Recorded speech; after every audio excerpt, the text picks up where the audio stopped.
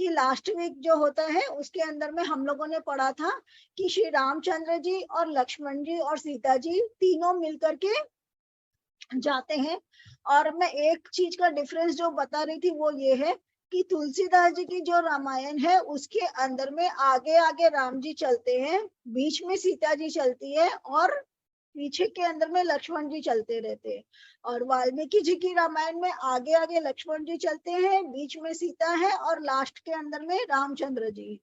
तो वो दोनों के अंदर में ये डिफरेंस है कि दोनों का मतलब चलने का तरीका वो रहता है। तो वाल्मीकि रामायण में राम कहते हैं कि लक्ष्मण तुम आगे आगे चलो और सीता जो है पीछे चलेगी और मैं तुम दोनों की रक्षा करने के लिए एकदम पीछे पीछे चलूंगा, ऐसा वो कहते हैं वाल्मीकि रामायण में। तुलसीदास जी की रामायण में थोड़ा सा अलग है कि राम पहले आगे जा रहे हैं और फिर बाद में सीता और लक्ष्मण जा रहे हैं। तो उसमें बताता है कि राम जी जहां जहां कदम रखते हैं सीता जी संभल संभल करके अपना कदम उनके पश्चात पर ही रखती है कि भाई मैं किसी और जगह ना चलूं। तो जहां जहां वो कदम रखते हैं वहीं वहीं उन्हीं कदमों के ऊपर में सीता जी अपने कदम रख रख करके चलती है और लक्ष्मण जी अपने कदम बचा बचा करके चलते कि मैं दोनों के ही कदमों के ऊपर अपना कदम न रख दूं। हाँ तो हाँ, वो एक लक्ष्मण जी साइड में अपना पाँव रख के चलते हैं सीता जी के। हाँ, वो साइड में रख के चलते हैं और सीता जी उनके कदम के छाप के ऊपर ही अपने कदम रख रख करके चलती है। तो वो उसके अंदर में विवरण था। और ये लोग वहां से गुह के वहां से मतलब निषाद राज के वहां से निकल करके गंगा जी को पार करके और ये लोग अब आ जाते हैं वाल्मीकि के आश्रम में। वाल्मीकि, हाँ। हाँ, इसमें लिखा हुआ है तुलसी रामायण में कि वो लोग वाल्मीकि के आश्रम में आते हैं, वाल्मीकि रामायण में लिखा हुआ है कि वो लोग भरद्वाज के आश्रम में आते हैं। तो दोनों में यही थोड़ा सा डिफरेंस है। तो वो वहां पर वाल्मीकि के आश्रम में आते हैं और आकर के उनसे पूछते हैं कि अब मुझे बताइए कि अब मुझे आगे कौन सा मार्ग जाना है, क्योंकि अब मैं अयोध्या की सीमा तो पार कर चुका हूँ। अब मैं उत्तर की तरफ जाऊं, दक्षिण की तरफ जाऊं, पूरब की तरफ जाऊं, पश्चिम की तरफ जाऊं, मेरे लिए कौन सी तरफ जाना सूटेबल होगा, तो आप मुझे बताइए। तो उसके उत्तर में उनको वाल्मीकि जी कहते हैं कि आप तो खुद ही भगवान हो, आप सारी दुनिया को रास्ता दिखाते हो, तो आप मुझसे क्या पूछ रहे हो कि मुझे कौन से साइड जाना चाहिए, आप तो सारी दुनिया को बताते हो, तो मैं आपको क्या बताऊं कि आपको किस तरफ जाना चाहिए, आप तो सब चीज के जानकार हो। तो वो कहते हैं कि अभी तो मैं जिस अवतार में हूँ मुझे उसी अवतार में, वो बोलते हैं कि वो वाल्मीकि उनसे कहते हैं, मतलब इसमें वाल्मीकि उनसे कहते हैं कि मुझे पता है कि आप मुझसे क्यों पूछ रहे हो, क्योंकि अभी आप एक पात्र के रूप में हो। जैसे पिक्चर के अंदर में एक्टर को जो रोल मिलता है एक्टर वही रोल करता है। अगर उसको राजा का रोल मिलता है तो राजा का रोल निभाता है, अगर उसको क्या बोलते हैं मजदूर का रोल मिलता है तो मजदूर का रोल निभाता है। तो वो कहते हैं कि अभी आप जिस रोल में आए हो उस रोल को निभाने के लिए ये सारा का सारा स्वांग रच रहे हो, इसलिए आप मेरे से इस तरीका से बात कर रहे हो और मेरे से पूछ रहे हो, मैं जानता हूँ आप ये सब क्यों कर रहे हो, ताकि आप जो स्वांग करने के लिए आए हो वो स्वांग के ऊपर में पूरा खरा उतरे। तो ये पूरा का पूरा डिस्क्रिप्शन था जो हमने पिछले क्लास के अंदर में पढ़ा था।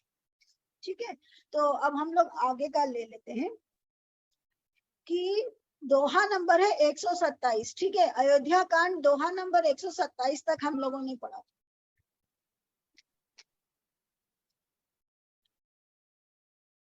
अयोध्या कांड दोहा नंबर 127।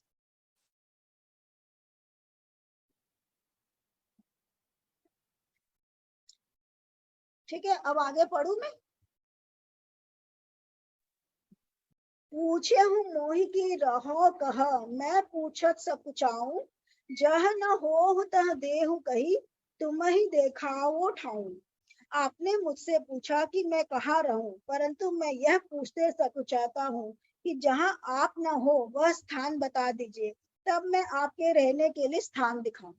तो ये बात कौन कह रहे हैं, ये वाल्मीकि कह रहे हैं श्री रामचंद्र जी से कि आप मुझसे पूछ रहे हैं कि कौन से स्थान में मैं रहूं, ऐसा स्थान तो बताइए जहां आप नहीं हो, क्योंकि ईश्वर तो हर जगह प्रेजेंट है, कण कण में और अणु अणु में ईश्वर है। तो जब आप सारी जगह हो तो मैं आपको कैसे बताऊं कि आपको कहाँ रहना चाहिए, ऐसे करके उनको वाल्मीकि जवाब देते हैं। अब इसके आगे में ना वो पूरा का पूरा उनकी स्तुति है, जो वाल्मीकि श्री रामचंद्र जी की स्तुति कर रहे हैं। तो उसमें समझने का कुछ नहीं है, थोड़ा सा मैं पढ़ूंगी और आप लोग सुनिएगा उसके अंदर में वो क्या स्तुति कर रहे हैं और कैसे। देखिए स्तुति जो होती है वो अलग होता है, हम लोग श्लोक मंत्र स्तुति जो होती है ना, ये अलग अलग चीजें होती है। मंत्र जो होता है वो चैंटिंग करने के लिए होता है, जैसे ओम गणेशाय नमः, ओम शिवाय नमः, ओम वीर नमः, तो वो हम लोग चैंटिंग करते हैं। दैट इज वाई मंत्र, मन ही मन जिसको हम लोग गुनते हैं, तो दैट इज मंत्रा, जिसको हम मन को अंतर में लेते हैं, जिससे हम मन को अंतर मन को शुद्ध करते हैं, वो है मंत्रा। तो वो छोटा छोटा होता है, वो चैंटिंग होती है, उसको आप कंटिन्यूअस मूड में बोल सकते हो, वो इजी होता है, दैट इज मंत्रा। और श्लोक जो होता है वो गाने के हिसाब से होता है, उसके अंदर में 24 शब्दों का, 26 शब्दों का, ऐसे अलग अलग शब्दों का और अलग अलग लाइन का उसमें माप वगैरह होता है, दैट इज श्लोका। और स्तुति जो होती है ना, that is kind of praise. स्तुति का मतलब होता है किसी की प्रेज करना, कोई भी देवता की स्तुति मतलब उस देवता की बड़ाई करना। हाँ, बड़ाई करना, प्रशंसा करना, करेक्ट, प्रशंसा करना। तो स्तुति का एक्चुअल मीनिंग है प्रशंसा करना। तो ये इसके बाद में जितना भी है ना, ये सारी की सारी स्तुति है, जिसके अंदर में वो देवता की इसके श्री रामचंद्र जी को प्रशंसा कर रहे हैं, तो वो प्रशंसा को हम लोग स्तुति बोलते हैं। वो स्तुति यहाँ पर अब इसके बाद शुरू हो जाएगी। सुनि मुनि बचन प्रेम रस खाने, सकुचि राम मन महु मुस्काने, वाल्मीकि हंसी कहाहि बहोरी, बानी मधुर अमी रस भोरी। मुनि के प्रेम रस से सुने वे वचन सुनकर श्री रामचंद्र जी सकुचाकर मन में मुस्कुराए। वाल्मीकि जी हंसकर फिर अमृत रस में डुबोई हुई मीठी वाणी बोली। अच्छा, ये जो सारा डिस्क्रिप्शन है ना, जिसमें ये कह रहे कि वाल्मीकि जी ने ऐसा कहा, वाल्मीकि रामायण में ये सारा है कि भरद्वाज मुनि ये कह रहे हैं, नाम का डिफरेंस। ये सारी बातें जो यहाँ वाल्मीकि कह रहे हैं वो वहां सारी की सारी भरद्वाज मुनि कह रहे हैं, ठीक है। भरद्वाज मुनि को हमने सुना है कि भरद्वाज ने ये कहानी सुनाई है, ठीक है ना। 4 लोगों ने रामायण को बोला है ना तुलसीदास जी की रामायण में, तो उसमें एक भरद्वाज मुनि भी है। तो भरद्वाज जो है, काकभूषणी और भरद्वाज के बीच का जो संवाद है, उसमें एक भरद्वाज जो है ये वही वाले भरद्वाज है। सुनहु राम अब कहाहु निकेता, जहां बसहु सिए लखन समेता, जिनके श्रवण समुद्र समाना, कथा तुम्हारी सुभग सरिनाम। हे राम जी सुनिए, अब मैं वे स्थान बताता हूँ जहाँ आप सीता जी और लक्ष्मण जी समेत निवास करिए, जिनके कान समुद्र की भांति आपकी सुंदर कथा रूपी अनेकों सुंदर नदियों से भर ही निरंतर हो ही न पूरे, तिनके हे तुम कहन गृह दूरे। लोचन चातक जिन करी राखे, रहा ही दरस जलधर अभिलाषी। निरंतर भरते रहते हैं परंतु कभी पूरे नहीं होते। उनके हृदय आपके लिए सुंदर घर है, और जिन्होंने अपने नेत्रों को चातक बना रखा है, जो आपके दर्शन रूपी मेघ के लिए सदा लालायित रहते। हरी, दरवाजा बंद कर दो ना, थोड़ा तुम लोगों का आवाज आ रहा है। हरी, दरवाजा बंद करो ना, तुम लोग की आवाजें आ रही है। तो वो कह रहे हैं कि आपको मैं वो स्थान बताता हूँ जहां पर आपके सुंदर कथा के जो समुद्र है, वो कथाएं जो है वो समुद्र के रूप में भरती रहती है, और परंतु कभी पूरे नहीं होते। वो सुंदर कथाएं कौन से समुद्र में, यानी कि कानों में, जिनके कानों को भगवान का नाम प्रिय होता है, उनको कितना भी सुनाते जाओ उन लोगों को वो कम ही लगता है। कल जब मैं वो क्या बोलते हैं डिवाइन सूत्रम के लिए, अभी मैं डिवाइन सूत्रम जो है वो सब लोग ज्वाइन कर रखे हैं ना उसको, उसमें मैं श्रीमद् भागवत, हाँ कुसुम आंटी तो ज्वाइन कर रखी है, उसके अंदर में मैं भागवत पुराण जो है ना उसका पूरा का पूरा क्या बोलते हैं, भागवत पुराण के 335 चैप्टर है, तो मैं एक एक चैप्टर करके उसमें शेयर कर रही हूँ, ताकि धीरे धीरे पूरा भागवत पुराण सबको पता लग जाए। तो उस जैसे हम लोग कहते हैं ना कि भगवान के 10 अवतार हैं, तो लेकिन उसके अंदर में 24 से 25 अवतार बताया है, 24 अवतार बताया है भगवान का भागवत पुराण के अंदर में। तो उसी में उनका एक अवतार जो है वो कपिल मुनि का अवतार है। तो कपिल मुनि के अवतार के रूप में भगवान कह रहे हैं उसमें उनकी माता उनसे जब पूछती है कि जिसको कुछ भी नहीं आता है उसको क्या करना चाहिए, तो वो कहते हैं कि जिसको कुछ नहीं आता है ना उसको सिर्फ भक्ति करनी चाहिए।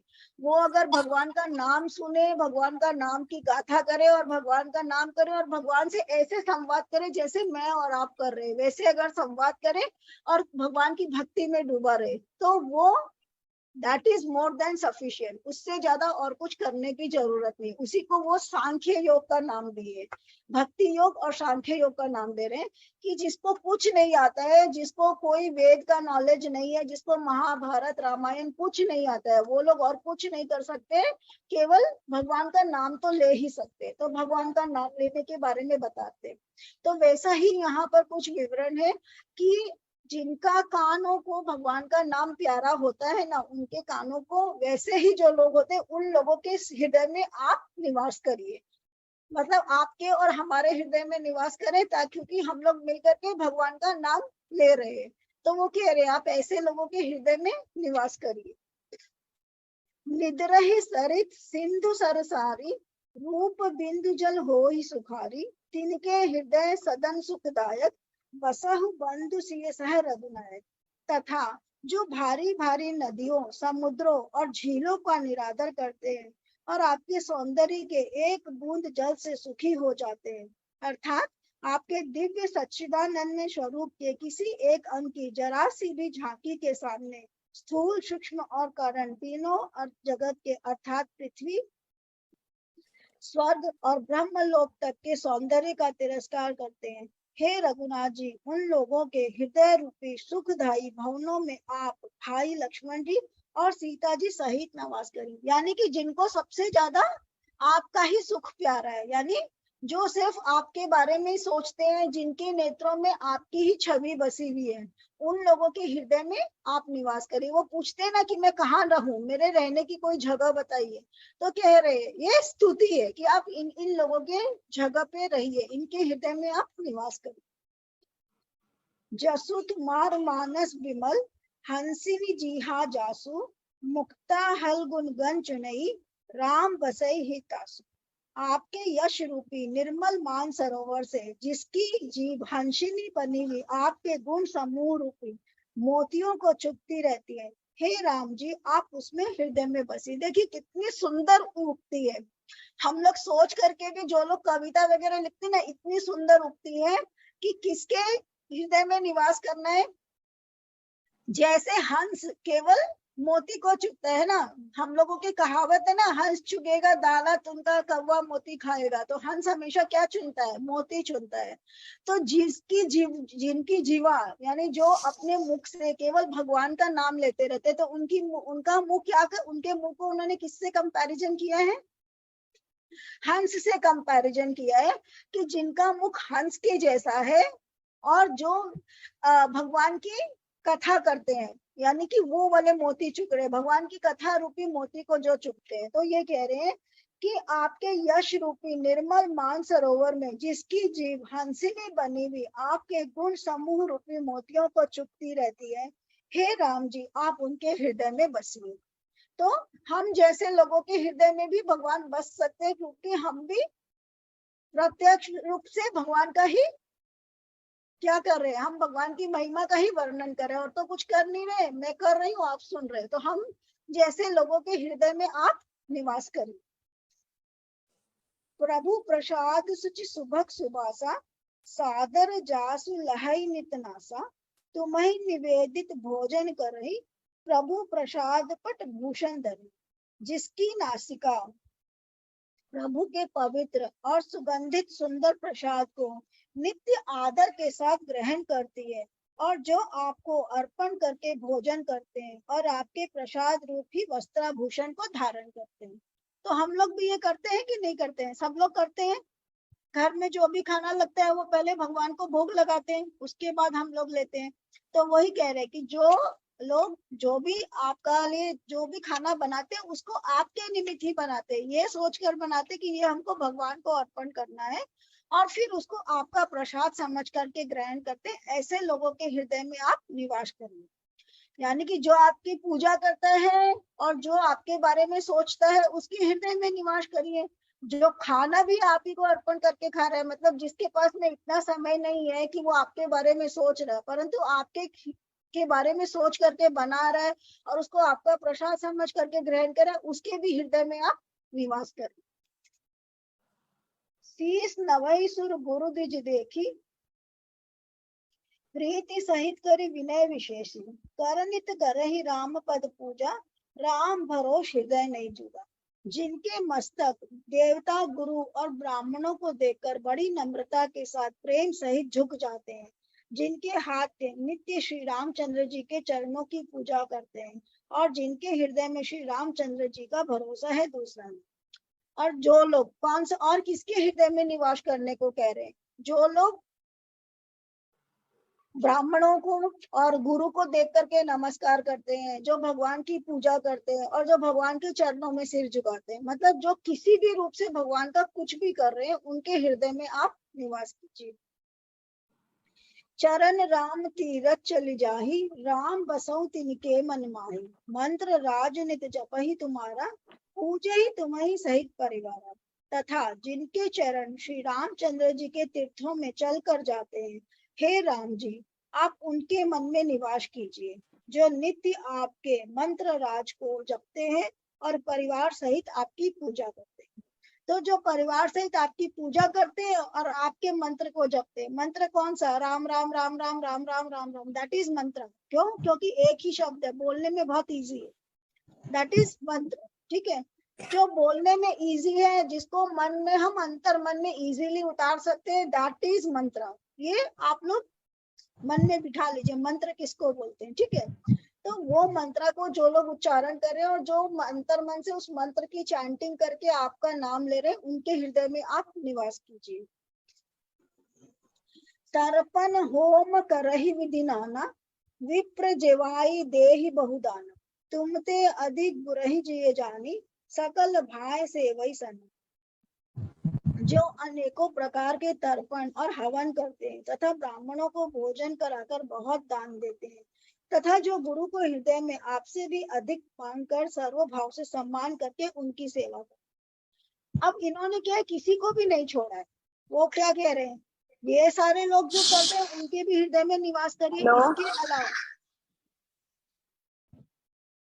हाँ, इसके अलावा जो भी लोग हवन कर रहे हैं, होम कर रहे हैं, तर्पण कर रहे हैं, गुरु की पूजा कर रहे हैं, जो लोगों के लिए क्या कहावत है ना कि गुरु गोविंद दोऊ खड़े काके लागू पाऊं, बलिहारी गुरुदेव की गोविंद दियो मिलाए। तो यही वो कह रहे कि अगर जो लोग आपसे बड़ा गुरु को मान रहे हैं और गुरु की पूजा कर रहे हैं, तो भी आप उनके हृदय में निवास करिए। ये मत सोचिए कि ये राम का नाम नहीं ले रहा है, उनके हृदय में भी आप निवास करिए। मतलब जो जिसको भी मान करके पूजा अर्चना कर रहे हैं, उनके हृदय में आप निवास करिए।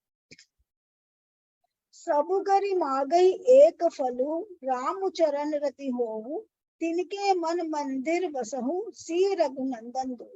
और वे सब कर्म करके सबका एकमात्र यही फल मांगते हैं कि श्री रामचंद्र जी के चरणों में हमारी प्रीति हो। उन लोगों के मन रूपी मंदिरों में सीता जी और रघुकुल को आनंदित करने वालों आप दोनों बसिए।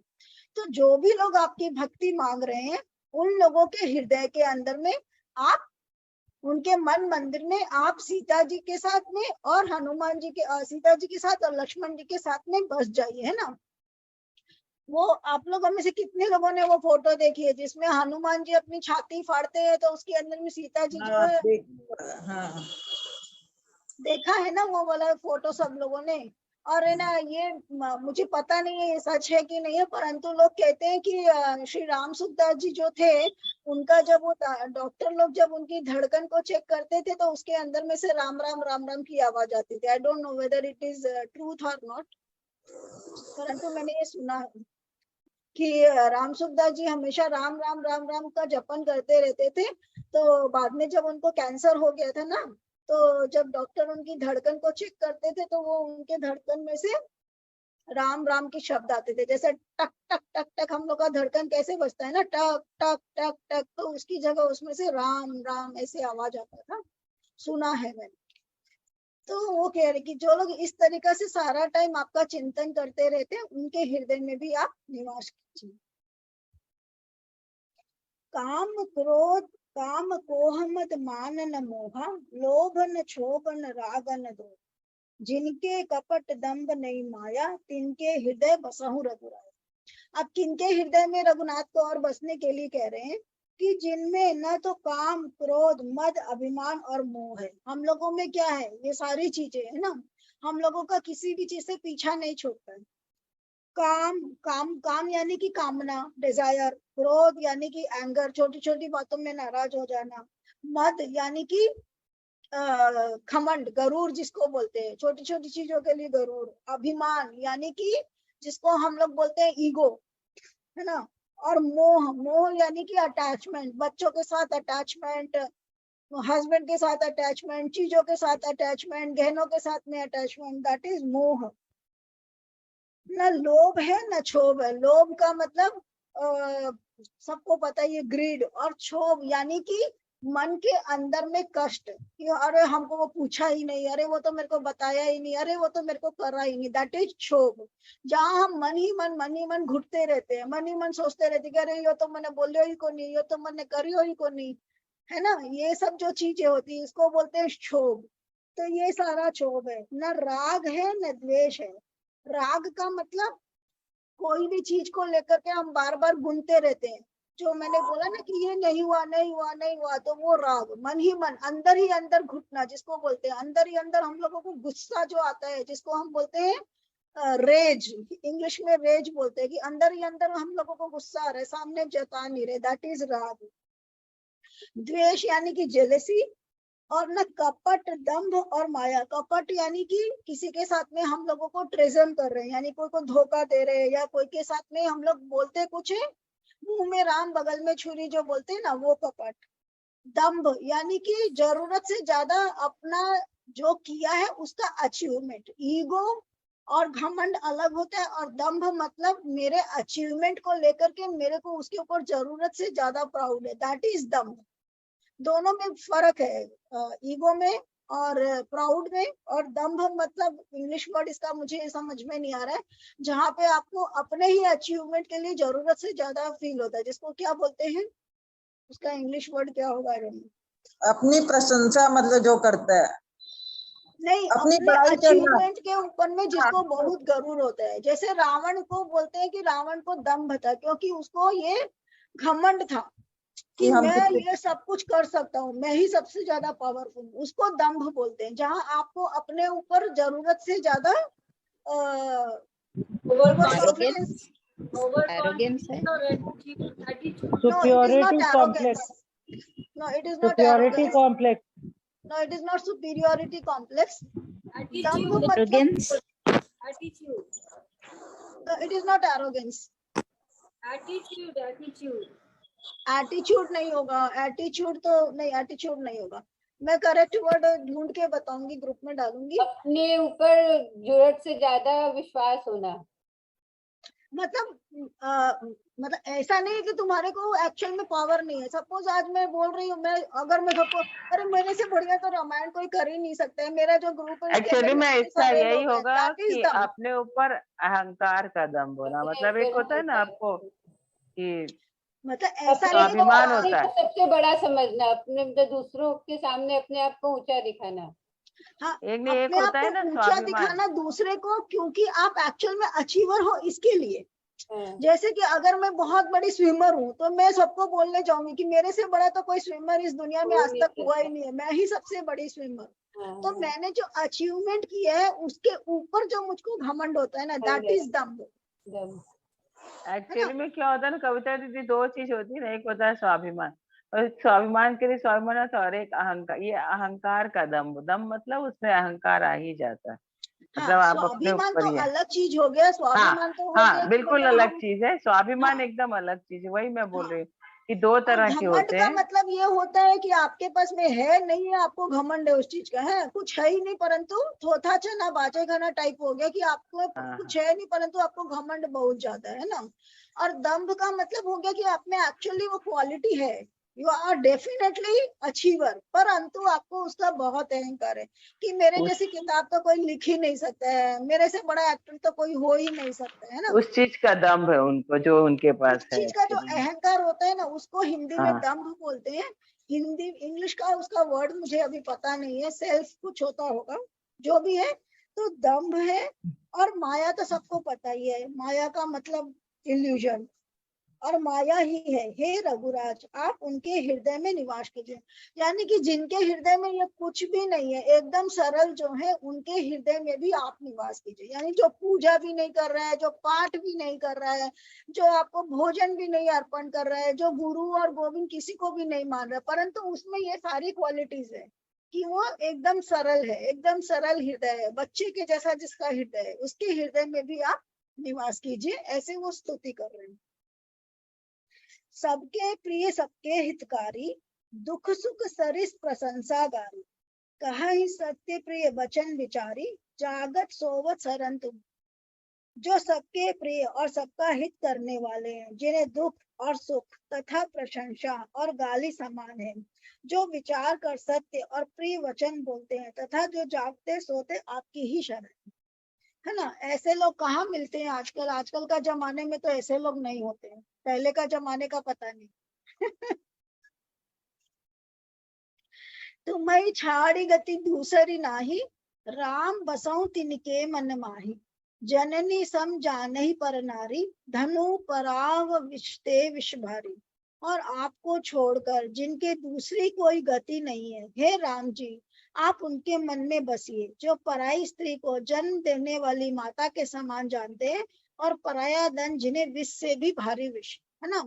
तो जो हर एक स्त्री को माता के समान समझते हैं, और जो पराये धन को विष के समान समझते हैं, जो अपने को खुद से अर्जन कर रहे हैं, सिर्फ उसी का भोग करते हैं, वैसे लोगों के हृदय में भी आप निवास कीजिए। जे हर्षई पर संपत्ति देखी, दुखित होई पर विपत्ति विशेषी, जिन्हि राम तुम प्राण प्यारे, जिनके मन शुभ सदन तुम्हारे। जो दूसरे की संपत्ति देखकर हर्षित होते हैं, कितने लोग हैं भैया जो दूसरे की संपत्ति देखकर हर्षित होते हैं? रेनू बोल रही है वो दूसरे की संपत्ति देखकर हर्षित होती है। तो बहुत कम लोग होते हैं ना जो दूसरे का देख करके सक्सेसफुल होते हैं, अच्छा फील करते हैं। तो वो कह रहे कि जो दूसरे की संपत्ति देखकर हर्षित होते हैं और दूसरे की विपत्ति देखकर विशेष रूप से दुखी होते हैं। दूसरे की संपत्ति देखकर दुखी होते, कह रहे ये बहुत दुखी है। जनरली क्या होता है, दूसरे की संपत्ति देख करके लोग हर्षित नहीं होते, उसी के लिए हम लोग वो काली नजर, नजर बट्टू और वो जिंक्स, ये सब चीजें जो होती है, ये हम लोग आजकल क्यों फॉलो करते हैं ज्यादा। छोटा छोटा बच्चा लोगों को देखो, आप स्टूडेंट लोग को देखो, उन लोगों को भी आप देखो, वो लोग आजकल सब लोग है ना ब्लैक कलर का कोई धागा पहने रहेंगे, या वो कैट्स आई है, आपने देखा होगा वो जो कैट्स आई ब्लू कलर का होता है। मेरे इसमें मैंने आज पहना हुआ है क्या? नहीं, मैंने पहनी भी नहीं। तो वो कैट साई जो होती है, ब्लू कलर की जो कैट साई होती है, देखो आप आजकल की जनरेशन के जो बच्चे रहते हैं ना, वो लोग उसका लॉकेट है या कुछ कुछ पहने रहते। क्यों? क्योंकि दूसरे हमारे संपत्ति को देखकर, हमारी सक्सेस को देखकर, हमारी अचीवमेंट को देखकर उनको खुशी नहीं होती है।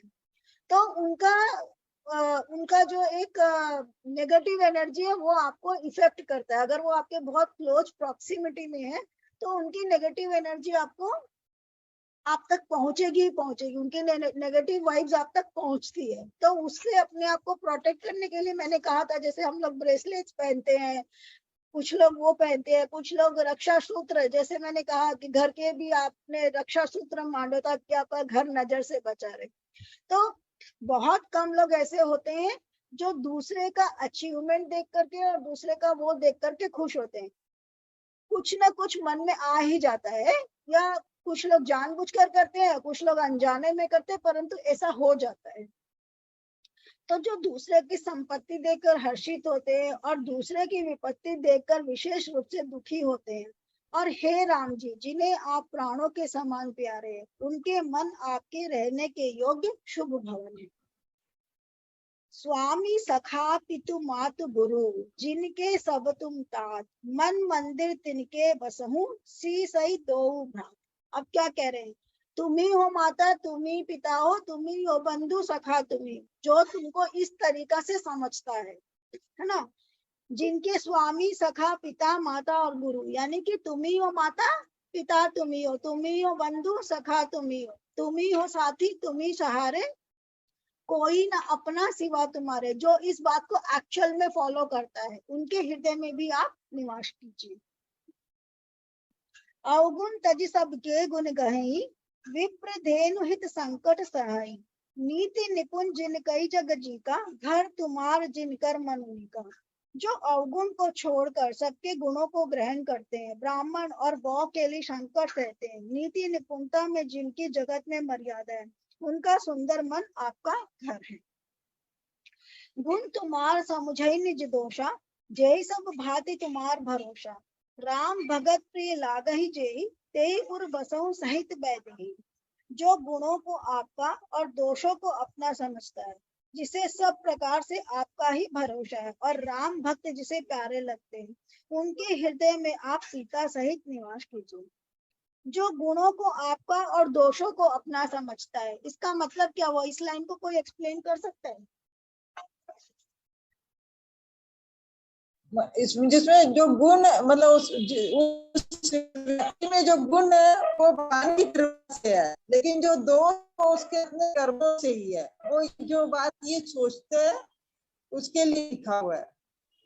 हाँ, तो बहुत सीधा सीधा लिखा हुआ है कि आपको दंभ नहीं आएगा जब आप ये सोचोगे कि मेरे अंदर में जो भी अच्छा है वो ईश्वर की देन है, और मुझ में जो कमियां है वो मेरी अपनी कमियां है, इन कमियों पर मुझे वर्क करना है। तो जब हम ऐसा समझने लगते हैं ना, तो हमारे अंदर में ऑटोमेटिकली दंभ, जो बोलते हैं अचीवमेंट को लेकर के जो दंभ होता है, प्राउड होता है, अहंकार होता है, वो नहीं आएगा।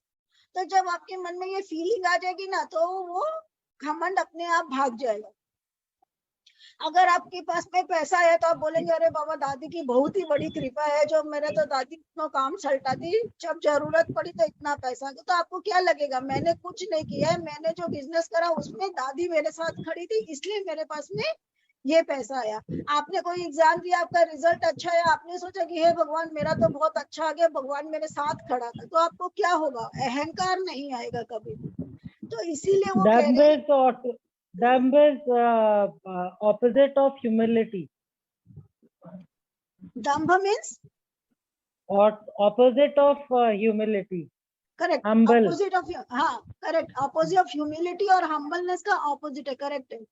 तो वही वो कह रहे कि जब आपके अंदर में ये फीलिंग आ जाएगी ना कि मैं जो कुछ भी अच्छा कर रहा हूँ that is due to God's grace, जिसको हम लोग बोलते हैं ब्लेसिंग्स, कि जो लोगों ने मेरे साथ मैजिक बुक करा होगा उनको पता होगा कि दैट इज ब्लेसिंग्स, कि हमारे जो भी अच्छा हो रहा है दैट इज ब्लेसिंग्स, और जो हमारे अंदर कमियां हैं उसके ऊपर हमको वर्क करने की जरूरत है। तो जब हम वो सोचेंगे दम ऑटोमेटिकली खत्म हो जाएगा। जाति पाति धन धर्म बढ़ाई, प्रिय परिवार सदन सुखदाई, सब तजी तुम्हि रहाई उरलाई, तेहि के हृदय रहूं रघुराई।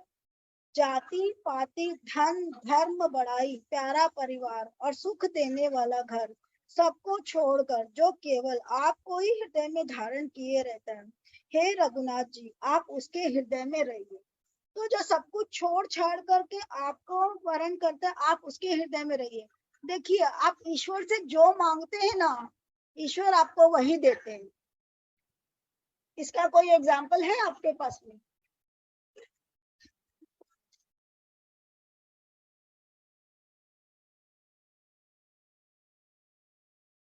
किसी के पास कोई एग्जाम्पल है? हम बहुत सारे एग्जाम्पल अभी इसके अंदर में डिस्कस किए हैं। कविता दीदी प्लीज एक बार क्वेश्चन करिए ना प्लीज, मेरा थोड़ा सा मिक्स हो गया। हम ईश्वर से जो मांगते हैं ना, ईश्वर हमको वही देते हैं। हमने क्या मांगा है उसके ऊपर डिपेंड करता है। हम लोगों ने ना बचपन में वो कहानी पढ़ी है कि वो एक उसका जार रहता है, कुकी क्या बोलते हैं, कैंडी का जार रहता है। तो वो बच्चा हाथ डालता है तो हाथ उसके अंदर में से जितना निकालता है, तो वो बोलता है, फादर बोलता है कि अगर तुम अपने मतलब वो कहानी का सार ये है कि अगर तुम अपने भगवान से कुछ मांगोगे तो तुमको उतना ही मिलेगा, और जब तुम नहीं मांगोगे तो भगवान का जितना मन होगा उतना देगा। परंतु अभी आपने हर जगह देखा होगा कि आपने जो मांगा ईश्वर ने आपको वही दिया है। इसके बहुत सारा एग्जाम्पल है जो हमारा पूरा का पूरा रिलीजियस टेक्स्ट उससे भरे पड़े हैं। देखिए रावण ने भगवान की आराधना करी, पूजा की, उसने भगवान से क्या मांगा कि मेरे को, मैं सबसे ज्यादा, मैं किसी के भी हाथों मारा न जाऊं, मैं सबसे ज्यादा ब्रेव रहूं, और मैं मेरे को कोई एक मनुष्य को छोड़ के, क्योंकि उसको लगा मनुष्य सबसे वीक होता है, तो वो बोलता है कि मनुष्य के अलावा मैं किसी के भी हाथों ना मारा जाऊं। तो क्या हुआ, भगवान ने उसको वही वरदान दिया। न देवता उसको मार सकते थे, न दानव उसको मार सकते थे, न भगवान उसको मार सकते थे, उसको कोई नहीं मार सकता था। तो उसकी हाथों, उसकी मृत्यु किसके हाथों लिखी हुई थी, मनुष्य के हाथों लिखी हुई थी। तो भगवान ने उसको वरदान दिया, जो उसने मांगा वो उसको भगवान ने दिया, परंतु फिर उसको जब दम आया तो उसका तोड़ भी भगवान ने ही निकाला। तो हम भगवान से जो मांगते हैं ना, भगवान हमको वही देता है। कुंभकर्ण ने मांगा उनसे कि मैं 6 महीने सोऊं और 1 दिन खाऊं, तो भगवान ने उसको वही दिया, है ना। तो हम जो चीज भी भगवान से मांगते हैं ना, अच्छा बुरा गलत सही, भगवान उसमें डिफरेंशिएट नहीं करते। हिरण्यकश्यप और उसने भी कहा था ना कि मैं आकाश में नहीं मरूं, जमीन में नहीं मरूं, बाहर अंदर, तो उन्होंने नरसिंह का अवतार लेके उसे गेट के ऊपर, मतलब उसके ऊपर वहां पे उनका वध किया था। करेक्ट, परंतु उसने क्या मांगा, जो मांगा उसको मिला कि नहीं मिला? हाँ, उसे मिला तो था कि मतलब उस किसी को भी मार सके, मतलब पावरफुल हो गया था। नहीं, मेरा क्वेश्चन ये है कि जो उसने मांगा वो उसको मिला कि नहीं मिला? तो मिला ही उसको, मिला था, Exactly. लेकिन भगवान ने मतलब उसको इतना घमंड हो गया था, वो मतलब गलत उपयोग करने लग गया था अपने पावर का। तो हाँ, तो भगवान ने नरसिंह उसको का जब अवतार दम आया तो भगवान ने उसका हाँ। तोड़ निकाला, परंतु हाँ। जब तक आप जो मांग रहे हैं वो अगर रीजनेबल रहता है तो भगवान आपको देता है कि नहीं देता है, वो सही है या हाँ। गलत है, उससे भगवान को मतलब नहीं है। हाँ, आपने नहीं, जो भगवान, मांगा वो आपको मिलता है कि नहीं मिलता है। हाँ हाँ, जरूर जरूर। अगर आप भगवान को सच्चे दिल से मांगो, जैसे गौतम बुद्ध ने उनसे ज्ञान मांगा तो उनको क्या मिला? ज्ञान मिला। ज्ञान मिला, है ना। हाँ। तो ध्रुव कंस ने, ने उनसे, हाँ, ध्रुव ने ज्ञान मांगा। हाँ, तो आपने भगवान से जो मांगा भगवान आपको वो दे रहे हैं। अगर आप ज्ञान मांग रहे हो तो ज्ञान मांग रहे हैं, दे रहे हैं। अगर जो लोग, जैसे जो लोग शमशान वगैरह में जाकर के तांत्रिक की तांत्रिक पूजा वगैरह तांत्रिक करते विद्या हैं मांगते हैं। हाँ तो उनको मिलता है कि नहीं मिलता है? हाँ हाँ, मिलता है। मिलता है ना।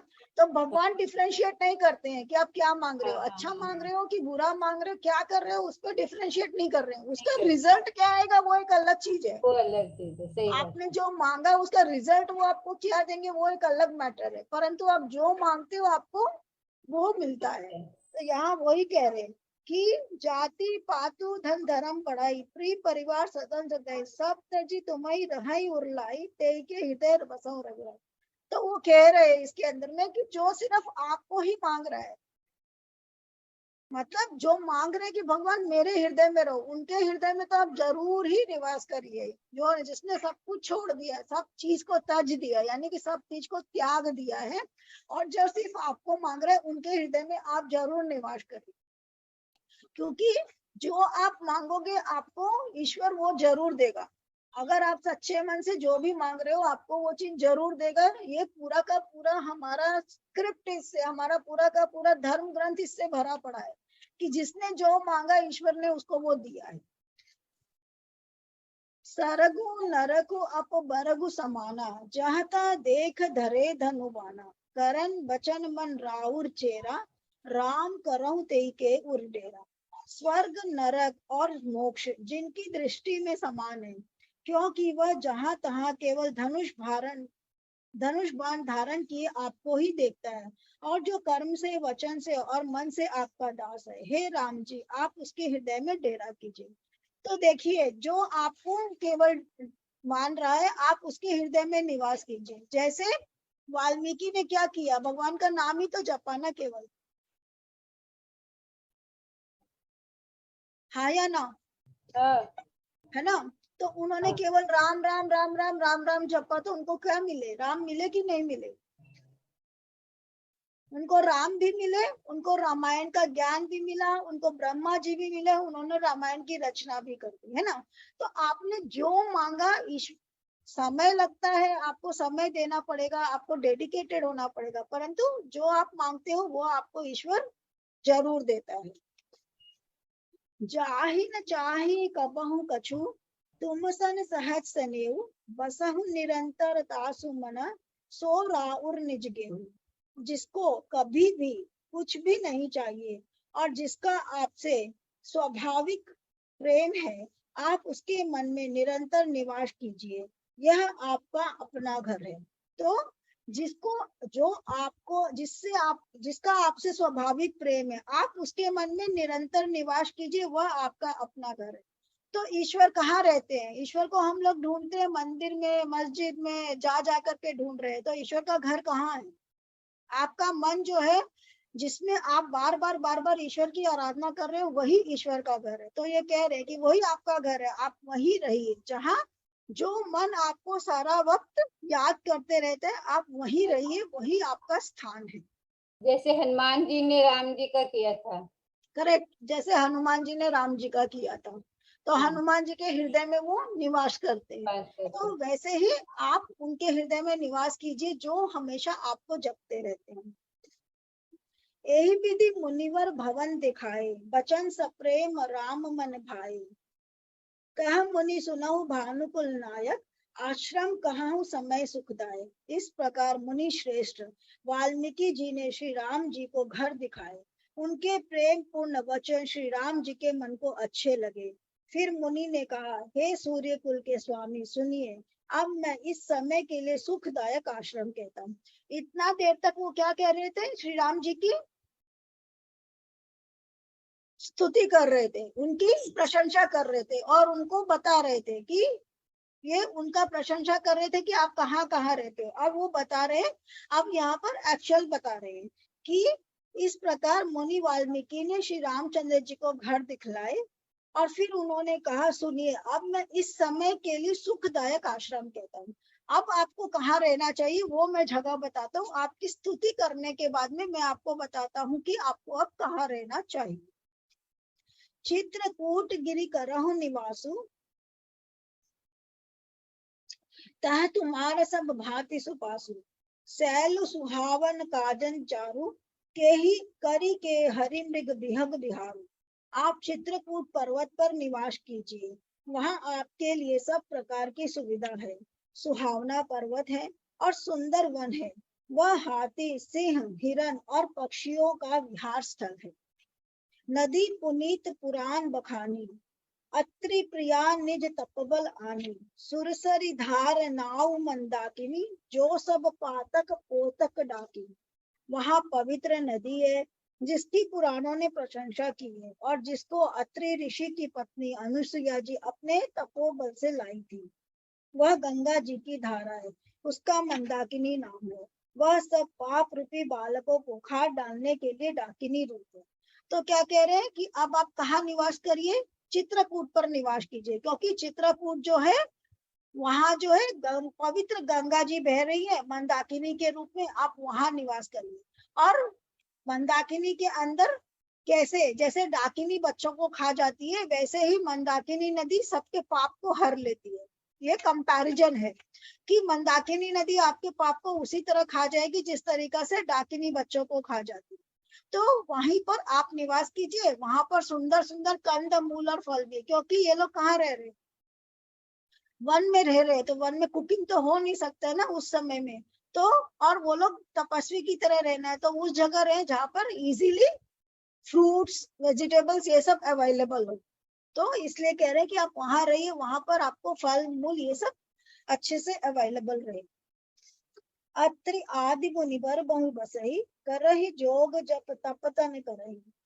चलहु सफल श्रम सब कर करहु, राम देहु गौरव गिरि बरहु।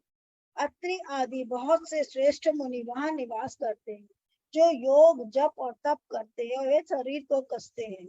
हे राम जी, चलिए सबके परिश्रम को सफल कीजिए और पर्वत श्रेष्ठ चित्रकूट को भी गौरव दीजिए। कह रहे कि यहाँ पे बड़े बड़े ऋषि रहते हैं और ये लोग सारा टाइम आपकी पूजा करते रहते हैं और योग से अपने शरीर को तपा रहे, यानी कि योगासन वगैरह करके और भूखे रह करके और अलग तरीकों से अपने शरीर को ये लोग जला रहे हैं। तो ऐसे लोग वहां पर है जो लोग केवल योगी ही हैं। तो उस जगह आप रहिए और उनको दर्शन देके उनका भी जीवन सफल कीजिए। चित्रकूट महिमा अमित कही महामुनि गाई, आए नहाई सरित बर सी समेत दो बाई। महामुनि वाल्मीकि जी ने चित्रकूट की अपरिमित महिमा बखान कर गई। तब सीता जी सहित दोनों भाइयों ने आकर श्रेष्ठ नदी मंदाकिनी में स्नान किया। तो जब उन्होंने ऐसा कहा तो ये लोग दोनों फिर चित्रकूट जाते हैं और वहां जाकर के मंदाकिनी यानी कि गंगा जी के अंदर में जहां से उसका स्तोत्र है वहां से निकल करके उसके अंदर में स्नान करके अपने आप को फ्रेश करते हैं। तो आज हम लोग यहीं तक पढ़ेंगे। 132 दोहा हुआ है, तो यहाँ तक हम लोग पढ़ते हैं और इसके बाद में हम लोग नेक्स्ट फ्राइडे को हम लोग नेक्स्ट वाला यहाँ से शुरू करेंगे। और नेक्स्ट फ्राइडे को जब हम लोग क्लास करेंगे तो एक न एक हम जो ज्योतिर्लिंग ले रहे थे तो एक एक ज्योतिर्लिंग लेकर के बाद में रामायण का कथा भी कर लेंगे। तो दोनों चीज साथ साथ में होता रहेगा, ठीक है। क्योंकि हमने 4 ज्योतिर्लिंग करके बाद बाकी के ज्योतिर्लिंग छोड़ दिए हैं, तो एक एक ज्योतिर्लिंग को उसके साथ साथ 6 ज्योतिर्लिंग किए ना, 6 नहीं करे, 4 ही किए हैं। नहीं, हमने किया है, सोमनाथ का किया। हाँ और सोमनाथ किया हमने, और सोमनाथ के साथ में हमने मल्लिकार्जुन किया। हाँ, और केदारनाथ भी किया, ओंकेश्वर भी किया, गणेश करेक्ट ओंकारेश्वर किया। हाँ करेक्ट, 6 कर लिए हम लोग। हाँ, महाकालेश्वर का भी किए अपने लोग। हाँ 6 किए अपने लोग। हाँ ठीक है, 6 किए हैं। तो बाकी के जो 6 बाकी है ना, वो हम लोग एक एक हफ्ता करके 6 कर लेंगे। तो वो पूरा का पूरा ज्योतिर्लिंग हमारा पूरा हो जाएगा। वो रह गया है तो वो हम ज्योतिर्लिंग एक एक करके कर लेंगे और साथ में रामायण भी कर लेंगे, तो हो जाएगा साथ से, ठीक है ना। तो आज का सेशन अब हम लोगों का यहीं तक। किसी को कोई डाउट है तो हम लोग उसको ले लेंगे। जय श्री राम।